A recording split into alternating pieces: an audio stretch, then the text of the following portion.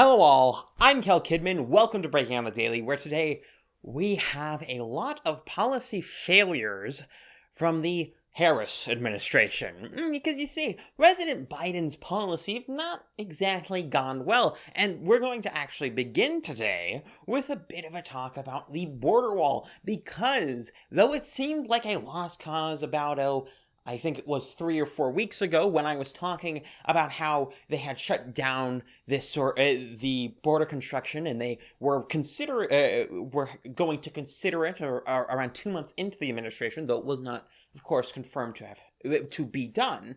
It is actually being considered at this point to, quote, fill the gaps, according to some of Biden's administrators. This is a bit of you might say a step back from what his policy was on day one, because he made a whole big show of giving out that executive order that stopped the border wall construction. Of course, a lot of this fell apart when,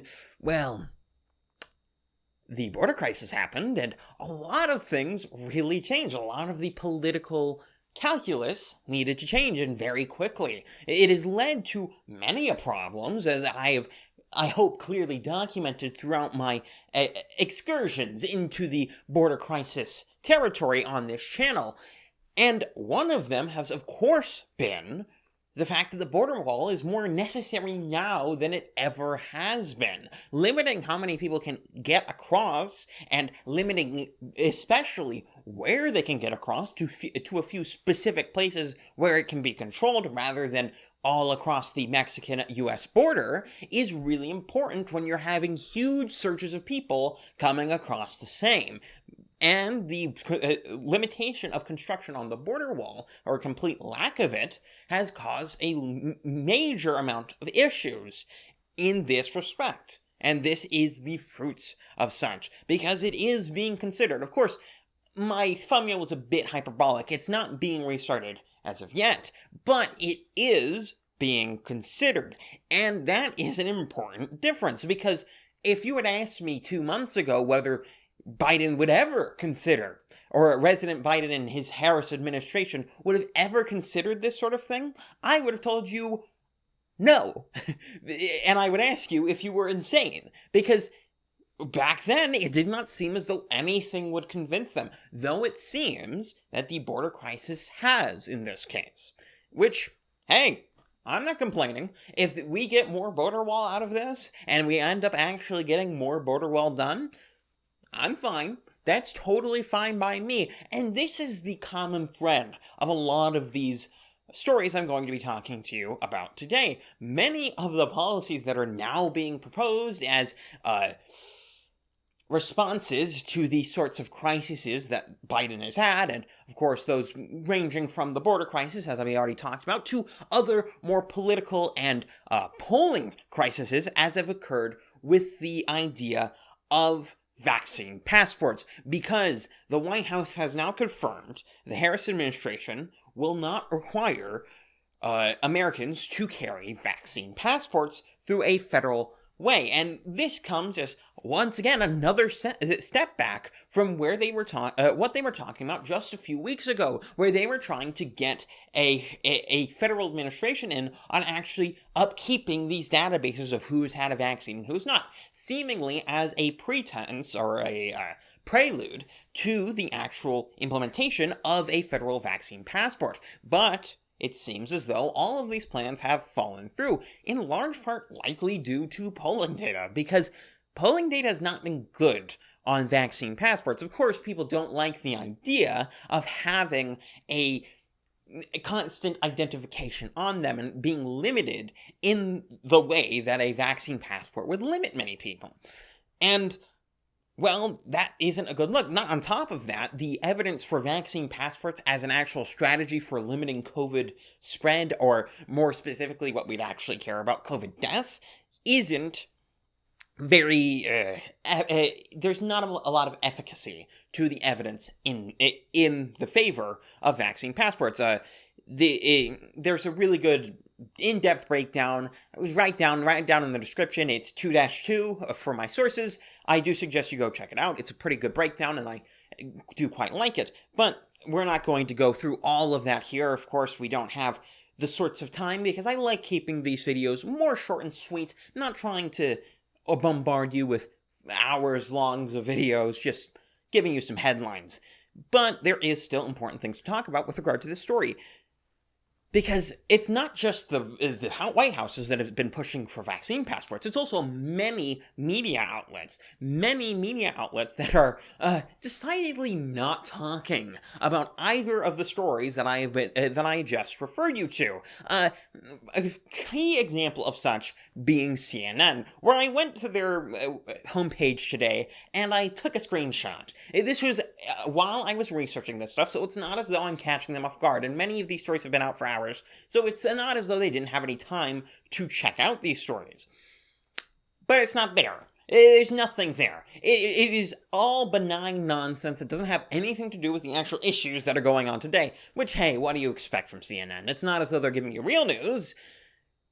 But that is, of course, sort of beside the point. We do have many problems in terms of media, but these policies, as I've already stated, these walkbacks are good. I do like that they are walking back the lack of border wall construction, or, at least moving in that direction. I also like that they are walking back their support for vaccine passports. That's really great. I'm a huge advocate against vaccine passports, and I have been since the suggestion of them. So, of course, I'm not exactly miffed about these policy changes or these walkbacks. I'm honestly not... I don't have a problem with that. It really is a good change, even if I don't like the Biden administration, which of course I don't.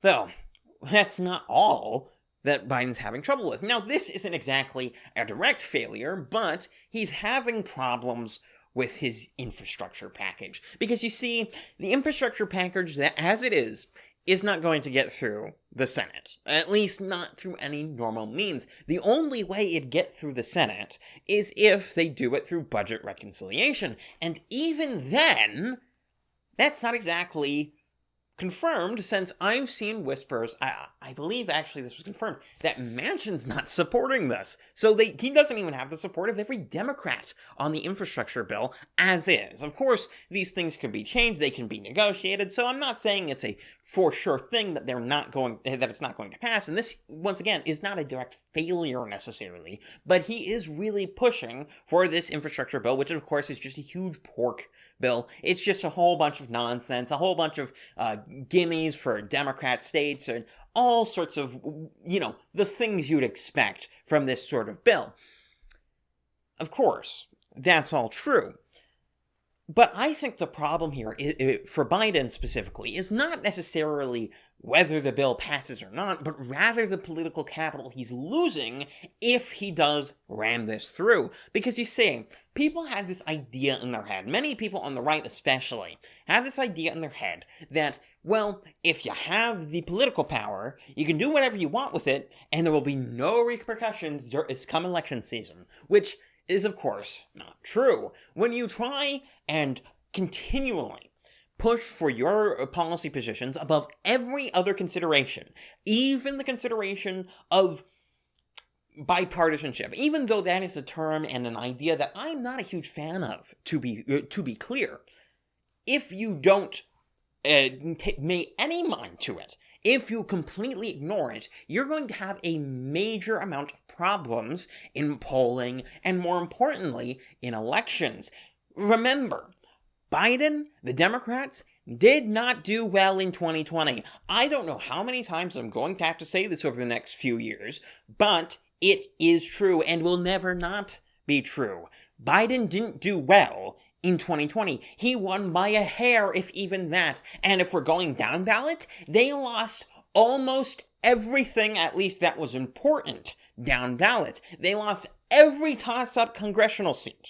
They only won 3 Senate seats when they were expecting to win like 5 or so. They were thinking that Lindsey Graham's seat was a toss-up. A seat he won by 8 points. That is relevant. All of those down-ballot races that have Republicans winning 30 House legislators. 30 state legislators is what the Republicans have. And of course, I've said this over and over again. And for those of you who have been following me all throughout this, I'm sure you're tired of hearing it, but it continues to be relevant because these sorts of decisions, these sorts of reconciliation stuff, this sort of ramming through of policy that doesn't have any support on the other side is exactly what is going to destroy the Democrats in 2022, come fraud or no. It doesn't matter how much fraud you do if so many people are coming out in abject horror of what you've been doing over the past few years, then it overwhelms the fraud machine. Of course, even on top of that, many states are upping their actual control over elections and making it so that they're actually secure rather than being total nonsense factories like places like Georgia and Arizona have been doing. You have those going through, of course. I don't think they go far enough, but certainly they have made progress on that front. It is going to be much harder to do the fraud next time around. It's going to be much harder because even by their own admission in the Time article, they made it pretty clear that they only got that one shot. That it was only because it was 2020 that they could do it at all. That is an important distinction and clarification that doesn't get said a lot on the right-wing media. And I feel the need to proclaim it any chance I get. And this, of course, is one of those chances. And really, you need to be hopeful for some of these things because there is hope to be had. And in that lies some of it. So continue to have that hope. And that's where I'm going to leave you guys off today. If you enjoyed that video, do in fact subscribe down below and like it and whatever, all those sorts of stuff. But even below that, you have links to many very pretty websites where I do other things, whether it be posting my videos on many alt-tech platforms, whether it be BitChute, Odyssey, or Brighteon, or any of those sorts of places, and also where I'll put my thoughts, places like Minds, Parler, Gab, and now Gitmo Life, though I'm not sure if I put that down there. If I didn't remind me in the comments, which, by the way, if you have any things to add, do comment down below. I do enjoy reading comments, and I also want to see your guys' critiques of my videos. I want to know what I'm doing right, what I'm doing wrong, whether it be thumbnail, whatever. Give me any sort of critique that you have.